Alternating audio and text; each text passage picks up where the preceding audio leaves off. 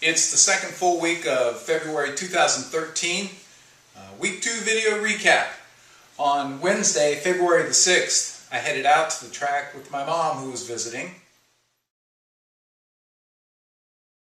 And in my first bet of the day, it was my best bet of the day. Last year, Discreet Dancer had run on opening day and set a track record, came back, won a 1-turn mile allowance, and then headed into the Fountain of Youth, where he was third as the favorite behind eventual Belmont Stakes winner, Union Rags. He'd been off since that February event and was now entered in an allowance spot, although it turned out to be quite a competitive allowance spot as there were several stakes winners in there. But as they came through the stretch, he was my best bet of the day. It was a stirring stretch duel. Here's Discreet Dancer on the far outside. Up and after Dreaming of Nito. Between those two, Candyman E. Quiz Whiz back to fourth. Sean Avery's fifth. Discreet Dancer, Candyman E. On the inside, Dreaming of Nito. It's going to be... Oh yeah, 1 for 1 to start the week. My mom's good luck continues. So on the day, I only had one winner on Wednesday, but it was my best bet of the day with Discreet Dancer. So I was looking for better things on Thursday. On Thursday, I was the 4-5 favorite in the opener and ran fourth, passed the next 2 races, and then in the 4th race of the day, it was my best bet of the day. I doubled the bet on Starship Valor. The fact that he had 2 wins, a second and 3/3 over the track may not seem like much, but in this event, where the field was 1 for 26 at Gulfstream, I thought Starship Valor looked much the best. And as they turned for home, in the 9th race, I had my second winner on the day. I had the 8-5 favorite, Pianist. It was another tough allowance race where a lot of former stakes place horses were running. We were on the turf this time, and what I like best about Pianist is he was 3 for 3 at this 1 mile distance, and his head's turned for home. And it's Baffle Me and Pianist, 1-2. Baffle Me trying to hold on. Pianist trying to get by in the final furlong. Pianist heads Baffle Me in mid-stretch. It's Pianist in front. Pianist is pulling away from Baffle Me. As they come down to the wire, it's going to be... I'll take the 540, and I was 2 for 6 on the day, so 33%. Not bad, even though I didn't make a profit. On Friday, my first bet was in the 2nd race, where I had a Todd Pletcher horse. I like number 5 Shore Runner, went off as the 7-5 favorite, but as they were heading down the backstretch, he was trailing the field by so far that his chiclet wasn't even on the graphic. He was nowhere to be found. But as they came out of the turn, he was rallying. Could he catch the front runner? Cook is 2 lengths behind. Shore Runner's now 3rd. Outside of Noble Prince in LOL, it is Desire to Acquire in front coming down the line, and Desire to Acquire will score. Shore Runner got second. No, second best. In the 4th race, I had Holden Bullets, just the opposite kind of runner. Looked to be the lone speed and long gone. 7-5 as they turned for home. He was clear on the lead. Holden Bullets trying to keep the lead from Imperial Czar and the Best Glacier. The Best Glacier was far behind, and the Best Glacier is coming up alongside of Holden Bullets. Holden Bullets trying to hold on. The Best Glacier trying to get by. The Best Glacier under a full head of steam. Holden Bullets fights back. The Best Glacier. Oh, caught. Second again. The 7th race was my next bet. It was my best bet of the day. I thought that Blues and Silver not only was the best horse in the race, but he had the rail and he was the lone speed. And as they were loading into the gate, a deluge starts to fall. So they're going to run on softened turf. Didn't know how that would affect him. And as they hit the far turn, he'd been on the lead the whole way. Super Jolene continues to race in second under a drive. San is coming wide. Seamless is right there too. Michelle's Trip is along the rail. In behind them, High Alpine playing for fun next. And Starship Shawty on the outside, but it's Blues and Silvers still holding on to the lead from Super Jolene. And they've been 1-2 throughout. Blues and Silvers to win. Super Jolene second, and then Seamless and Starship Shawty. Oh, yeah. Best bet of the day. Only paid $3.20, but I got back $32. That was good.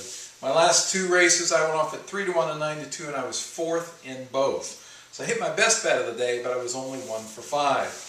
Saturday, February 9th was Dawn Handicap Day. There were 4 stakes on the card, and as I handicapped the card, I noticed that there were Todd Pletcher horses in like 8 of the 12 races. So in the first, I had the Todd Pletcher horse, number 2, Big John B, even money, second. Oh!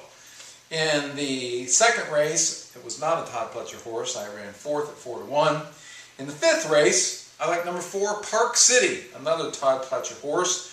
Non-winners won, allowance for 3-year-olds, and as they turn for home, 45-1, they're into the stretch, and at 50-1, it's Cat 5 Hurricane, and he's 4 in front. Can he keep going? A furlong to go. Cat 5 Hurricane still there, but here comes Dicklin's Warrior on the far outside. Park City along the rail. Here comes Park City on the rail. Dicklin's Warrior, Cat 5 Hurricane between them. Park City won it. oh yeah, now we're going. We head into the 6th. We're going 2 turns, 8.5 furlongs on the main track. Maiden special weight 3-year-olds. I thought it didn't make any difference that Tapulous looked to be down inside. He'd be able to get a good trip. No, he ran 5th at 3-1. In the 7th, we were on the turf. Todd Pletcher again. Non-winners won 3-year-old. Number 5, Jack Milton. Went off at 4-5. Oh, second again. In the Grade 1 Gulfstream Park Turf Handicap, I went against the 2 favorites, Animal Kingdom, who had been a good second to Wise Dan in the Breeders' Cup, and Point of Entry, who'd been a good second to Little Mike. And I went with the upset. I went with number 4, Unbridled Command. He was the 3rd choice at 7-2. While the 2 favorites were dueling to the stretch, he came running late. Couldn't catch either one. He was 3rd. Then in the 9th was my best bet of the day. I like number 2, Traveling Man, who was a Todd Pletcher trainee. But what I liked best out of him was that all his wins had come right here at Gulfstream. All his best speed figures right here at Gulfstream. And at this distance. He just looked much the best to me. I thought I was so fortunate when he went off at 2-1, made a big move on the turn. 6th. Oh. I skipped the Grade 3 Swanee River. Who won? A Todd Pletcher horse at 3-1. Go figure. Then in the Grade 1 Don Handicap, I didn't like any of the favorites. So for me, it came down to 2 horses. It came down to number 1, Bourbon Courage, who had won the Grade 1 Super Derby and had been effective at this distance and would sit a stalking trip. Or it came to the Todd Pletcher runner, number 4, Gradar.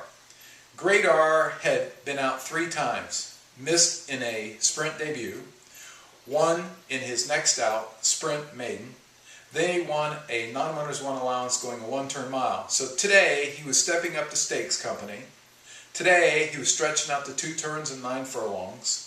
Today he was facing Grade 1 company. And most importantly, today he would have all kinds of pace pressure. So I listed him as my 2nd choice.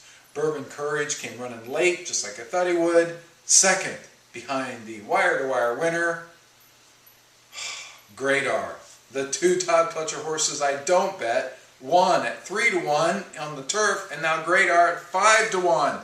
Can you believe this? So in the 12th race, I had a Chad Brown horse, 7-1, ran 12th. Oh, 1 win on Don Handicap Day. All those Todd Pletcher horses, I can only get 1, and he walks away with 2 big prizes, and I didn't have either one, at prices no less.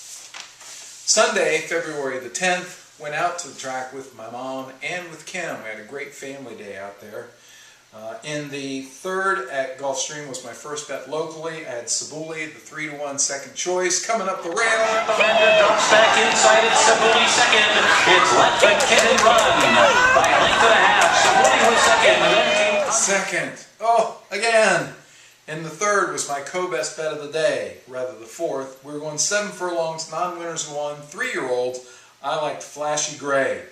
Just looked to be really sharp. Was a $775,000 Keeneland purchase. As they turn for home, Flashy Gray making her move. Flashy Gray is pulling away. Flashy Gray. Joel Rosario. Strong in victory. The race is for 2nd. Very close. Oh yeah, much the best for Bill Mott, who's having a really good winter. The very next race at Gulfstream was in the 5th. I liked 8, Dark Cove on the turf. As they came for home, it was a wild finish. It is Lemon Rock, Dark Cove. Here's 9 and the 9 on the outside.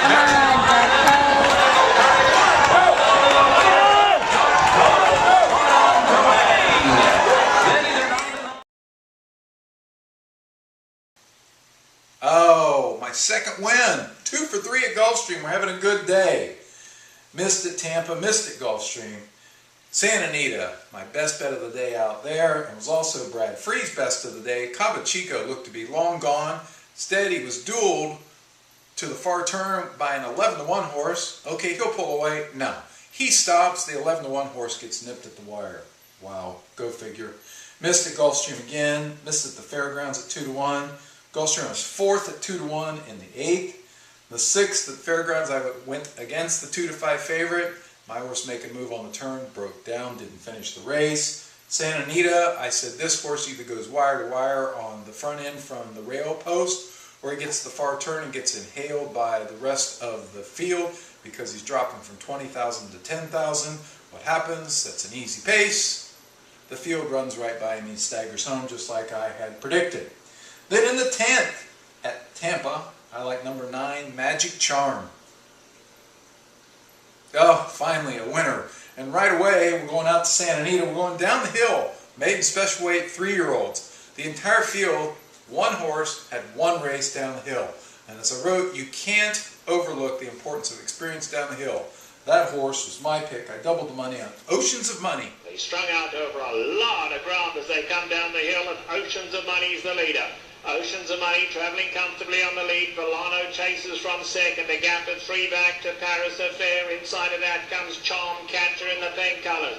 Divine Tail is racing in just behind that. Then it's Perfectamente.